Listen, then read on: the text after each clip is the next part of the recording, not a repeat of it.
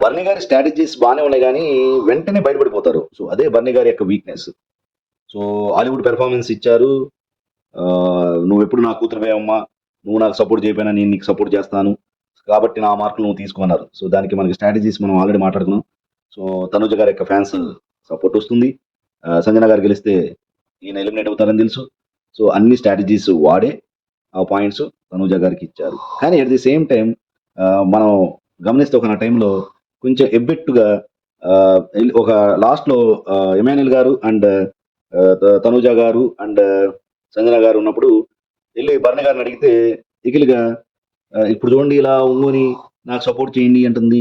So మొన్న నేను అడిగితే నాకు స్టాండ్ తీసుకోలేదు, ఎమాన్యుల్ గారు స్టాండ్ తీసుకున్నారు, సో కాబట్టి నీకు సపోర్ట్ ఇవ్వను అని మాత్రం నాతో అంది.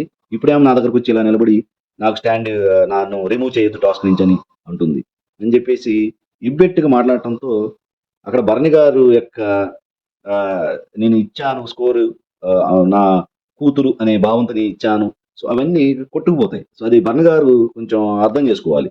సడన్ గా బయటపడిపోయారు.